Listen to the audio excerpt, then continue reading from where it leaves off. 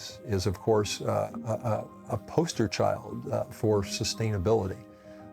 New Orleans is a location where people are actively pumping water from the ground and also gas products. So there's a subsidence in New Orleans.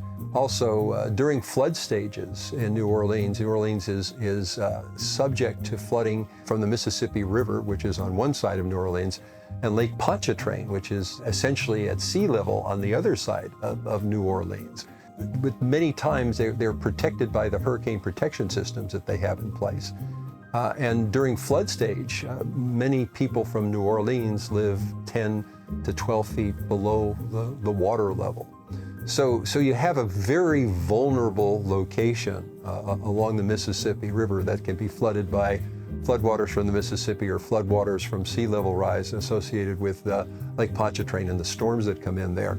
And you have this actual system continuing to subside. When you build a levee, you just can't build a levee up unless you build a levee out. It's a pyramid.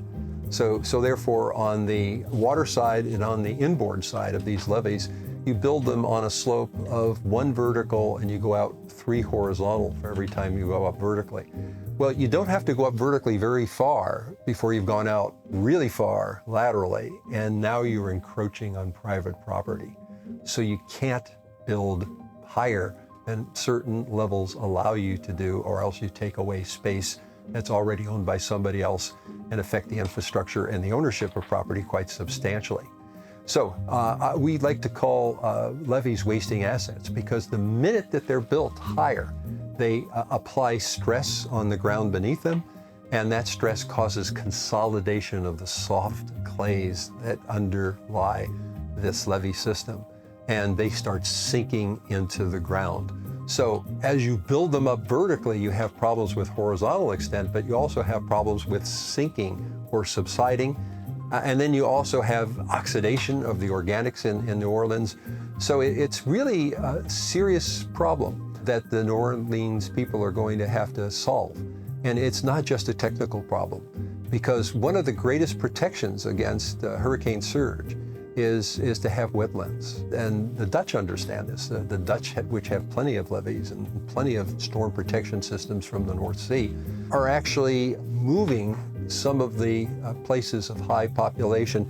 They're actually taking that land and restoring it to original land, moving the populations to other locations, and then creating a buffer zone in terms of these wetlands that stop the storm surge. And Louisiana is doing much the same, but people in New Orleans politically have to decide whether they will give up certain areas in terms of buffer zones, or they will continue to try to expand and develop these areas. And so therefore it's a very interesting place from a social community fabric that needs to solve the problems politically, and then the technology comes into place and implements them.